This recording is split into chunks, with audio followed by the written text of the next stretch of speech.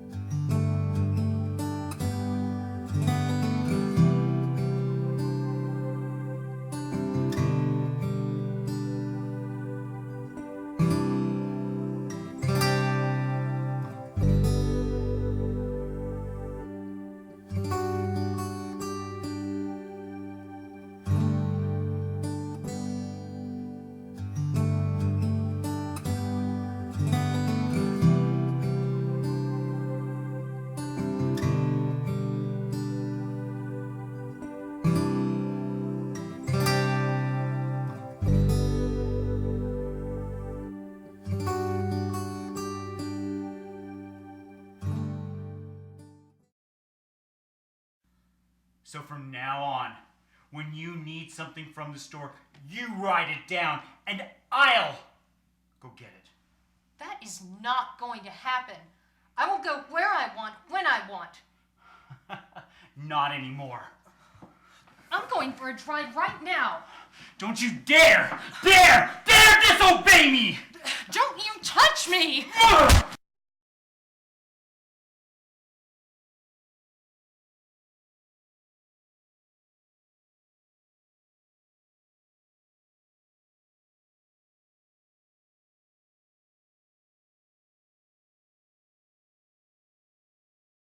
Give me that remote.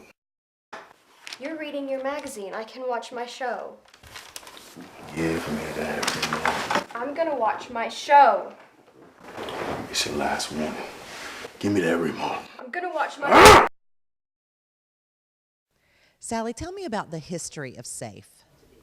In the early 1980s, a group of citizens, men and women in Transylvania County, were taking victims of domestic violence into their own home.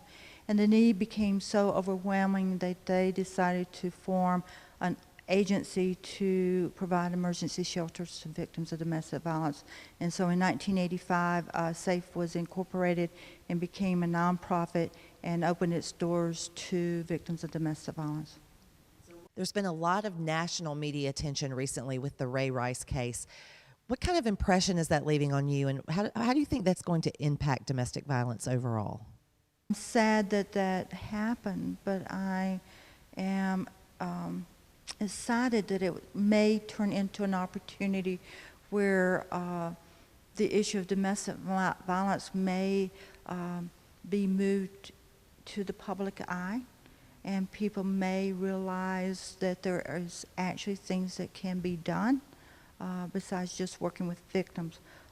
Really, I believe truly that domestic violence will end when men get involved and stand up and say enough is enough. Let's talk about those two businesses of yours. They're very unique, aren't they? We are funded through state and federal grants, but about 5 years ago, SAFE recognized that the changing attitudes of state and federal money. And so at that point in time, the board of directors made a decision to try to do what we teach women to do, which is to become self-sufficient. And so we established two resale stores, and those two businesses actually generate about 54% of our income. And it's unrestricted money, so we are able to use it in the ways we need to use it for victims of domestic violence and sexual assault. Tell me about some of the volunteers that you work with. What is the role of a volunteer in your organization? The backbone of those two businesses certainly are our volunteers. Our volunteers come in and they work a shift of 4 hours. They sort through all the donations, they clean them up, they put them on the floor. We have volunteers that work the cash register, assist our customers. Our volunteers really are the backbone of our organization, and we could not do our work without them. One of the things that I've always believed strongly in is that the work that we do at SAFE is too important to just pay people to do it. That if there was no funding whatsoever, our work could continue tomorrow because we have trained volunteers who are capable of doing the work. They work at Stacy's house.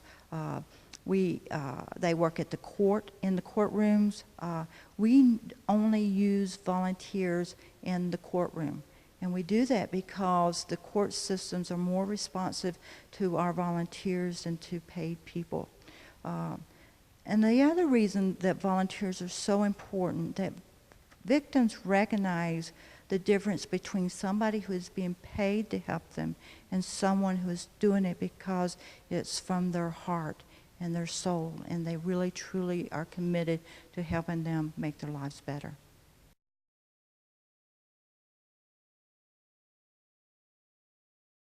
TC, tell me about your role at SAFE.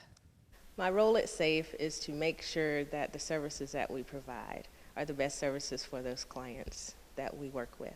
We provide a listening ear for those clients that come into our office because they haven't had the opportunity to speak freely being in an abusive relationship. So when they come in and they're able to speak freely and know that the information that they're telling us is in confidence. Confidentiality is a huge part of what we do, which gives them the opportunity to say, hey, this is what's going on, and it gives us the opportunity to be able to get them into the right community resources that are available to them, whether it be court advocacy, doing a protective order to feel safe, or coming into our shelter, Stacy's house, to have a safe and harmonious living situation that provides their basic needs and making sure they're met. If it's going to the hospital to support a client there that's a victim of sexual violence, making sure that they understand the next step that's going to be taking place, working with law enforcement that may be coming in needing questions as far as criminal activity that has happened, and just making sure that they understand the next step and they have the resources available to them. The crisis program that we offer, the main goal of the crisis program is to get that person from crisis to stability. Because someone who comes in out of a crisis, their main focus right there is just dealing with that crisis. And that's what our main focus is, to make sure that while they're dealing with that crisis, that we are able to listen to them, give them those resources necessary, give them those options so they're able to choose, okay, this is the next step for me in order to reach stabilization. Once they reach stabilization and understand that the only person that they can control is themselves and the changes and choices that they make are for themselves and not the abuser that they can change, then they're really ready to take on a role of self-sufficiency and making sure that they're setting the goals for themselves and working toward those goals to be able to move back into the community.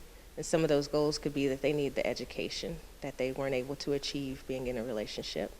Job training, because a lot of the victims that are in abusive relationships don't have the opportunity to work. They have to stay at home, take care of the kids, or do whatever needs to be done around the house. So there's job training to be able to get a job that they're able to be self-sufficient with. We also have, those that may need mental health for their own personal well-being in order to be sufficient and maintain a job out in the community. We also work with the Family Place, referring our clients to there. That way that they're able to get the parenting skills that they need and also be able to connect with other parents and get their resources there and understanding there from other parents. And it also gives the kids the opportunity to be around other children and to play freely and be free and not have to worry about, okay, what's going to happen at home, and just be able to be a kid. We also work with the Sharing House, referring clients there. They have the Wills to Work program. We also refer people to the Haven, and the Haven, refers people to us. Haven is our local shelter, homeless shelter here. And those that go to there and they may be victims of domestic violence, they of course refer them to us, and we work with them that way. We also work with law enforcement whenever there's any criminal charges that they need to work with any of our clients. We always have that available to them. We also work with the hospital in case there is a victim of violence, sexual or domestic, that enters into the hospital. They will give us a call to make sure that there's support there for the victim that's there. We also work with Meridian, who is our mental health and substance abuse agency. A lot of times we do have clients that have learned to self-medicate to escape from the violence. And in order for them to get in a better place and to be more self-sufficient and independent, those are some things that they need to work on, so we refer them there. There's also Brevard Mental Health, Community Health, that we refer our clients to as well for the substance and the mental health. And the women that are in these abusive relationships, there's help for them out there. We're there to help them. We're there to support them. They can make it. We have to reassure them that they can make it, they can do it, and we empower them. We empower them to say, hey, yes, I can live on my own. I can live free from violence. Or we can empower them to say, hey, if this is the relationship that they choose to be in, because yes, a lot of times women do go back, but at least we're giving them an avenue to remain safe. And there's no judgment. We leave the door open for them to come back and still use our services. What are some of the skills and talents that you have that are used in your day-to-day work? Well, I went to school for substance abuse and bereavement counseling. And this opportunity for me to come and work at SAFE, I took it because, everybody goes through loss. You have loss of family, loss of relationships, loss of self. And a lot of victims that we work with there is loss of self because their life has been revolved around, okay, what do I need to do to continue to make this relationship work to make him happy? And in that process, they lose who they are, and they lose it out of fear. So it gives us the opportunity to let them know that your voice needs to be heard, to let them know that whatever you've been told, you can't make it, nobody else out there is going to be with you. I like to go back and say, who says so? What do you say? What do you need for yourself? And for them to take that as an opportunity to realize, hey, I can make it out here in this world. I do have support. People do acknowledge that domestic violence exists, and I do mean something in this world. Tell me about Stacy's house. Once they come into our door, they meet with our office manager, making sure that she's comfortable enough to sit and get the available staff that's there to come and meet with her. They'll go into a safe room. It's usually closed in so that they feel safe. They're introduced by staff, and staff wants to know, what's going on? How can I help you today? Which gives them the opportunity to feel free to open up and talk. Everything is said in confidence. We're not going to call social services if you have children in the home. I know that's a lot of fear for people. We're not calling law enforcement or to make any reports, but at least let them know we have that listening ear. And in order to have that listening ear, we also have options for them as far as community resources based on what they say. If the fear is of going back home, we have our shelter. If the need for them is to go into our shelter, we call our shelter staff and let them know we're bringing a young lady or young lady and children to the shelter. Once they arrive at the shelter, we take them through an intake process, asking them questions, putting them in a safe room, showing them around the shelter, letting them know there's emergency food here, whatever you need, you can ask staff, and just letting them know, hey, you're safe here. This gives you the opportunity to, just sit back, be safe, think about what your needs are, what your next step is, and we're here to support you in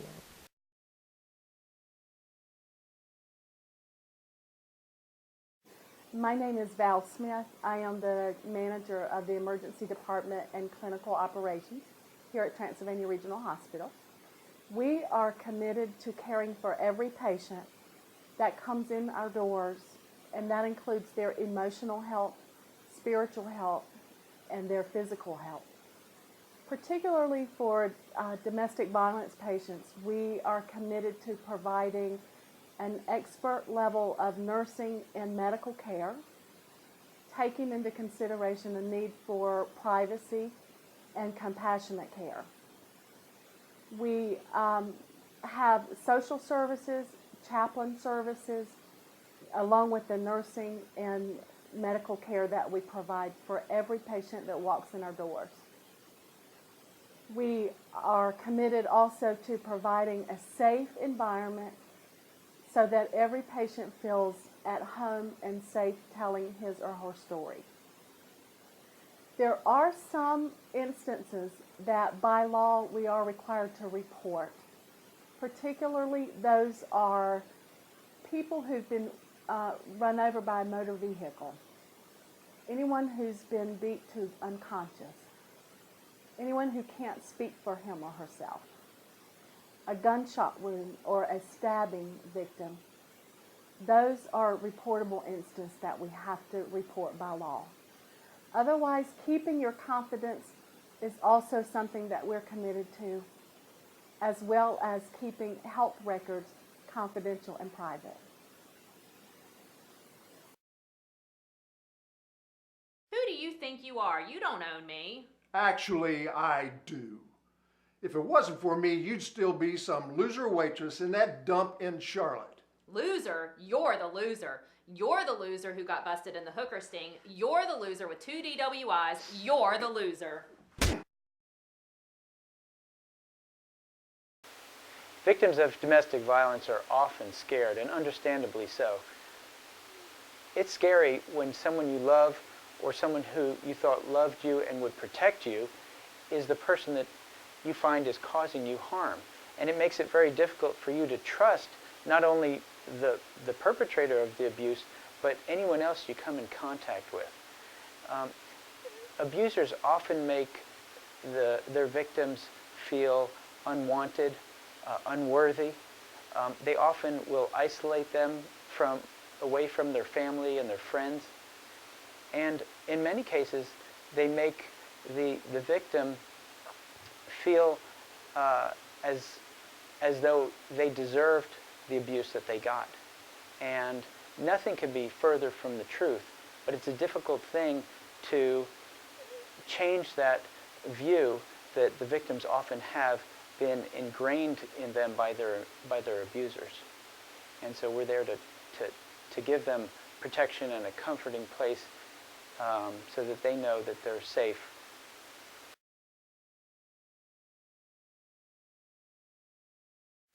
Hello, my name is Phil Harris. I'm the Chief of Police with the City of Brevard.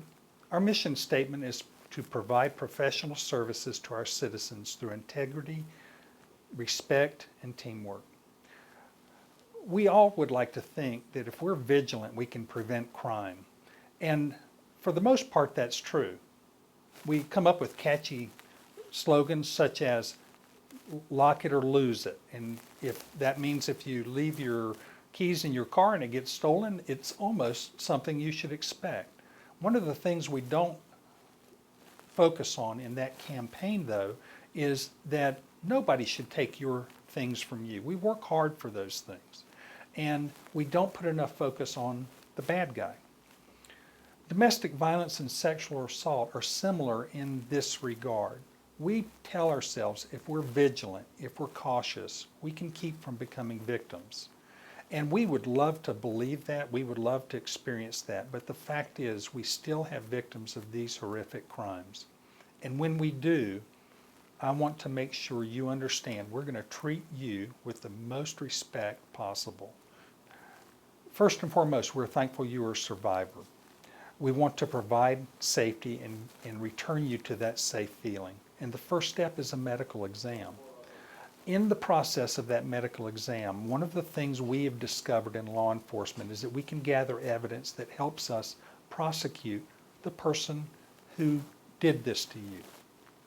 And we want the medical staff to gather that evidence so later on in court we can hold that person accountable.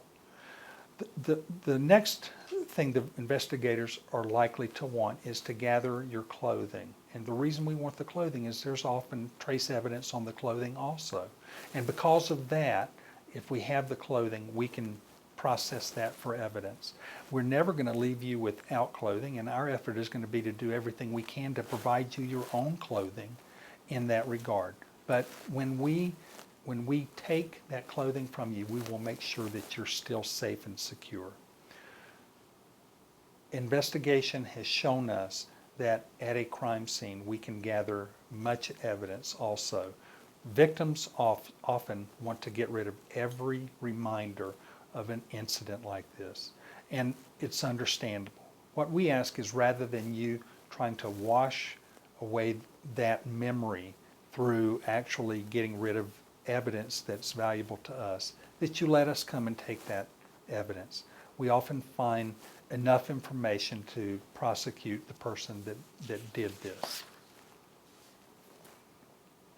Our interview with our survivors will always be respectful. You have control of the timing, you have control of the tone of the interview. Ultimately, we just want the amount of information that lets us prosecute the person that did this to you to the fullest. And again, our pledge is respect to you. We're gonna do everything we can to show you that respect through the whole process. We ultimately want to be part of your full recovery. Our experience is that people who have become victims of crime recover more quickly and more fully when they are able to stand up in court, point a finger at the person that did it, and say to the judge and jury, that person did this to me. I want them held fully accountable, and I'm going to tell you the full story so that can happen. And you, as a survivor, can move from being a survivor to somebody that thrives in life. Let us be part of that.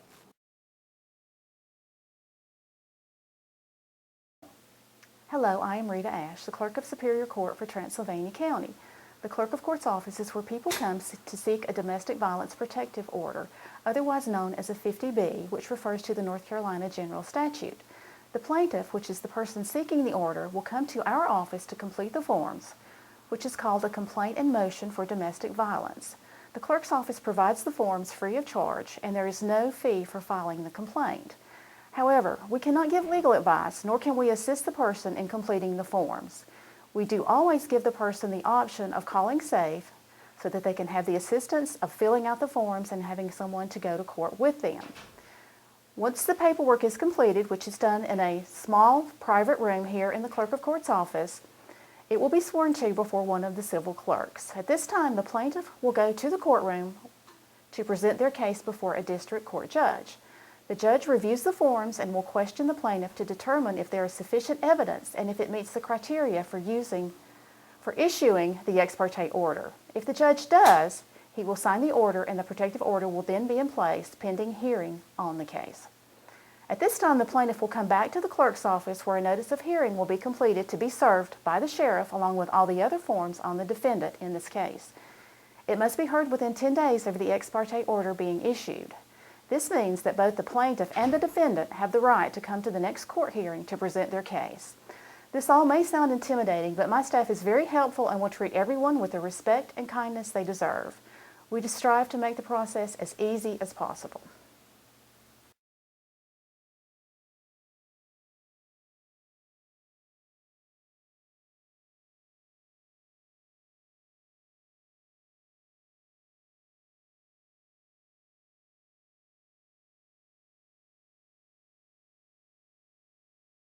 If you could have one wish for SAFE, what would it be? That we could close the doors, cut off the light, and not exist.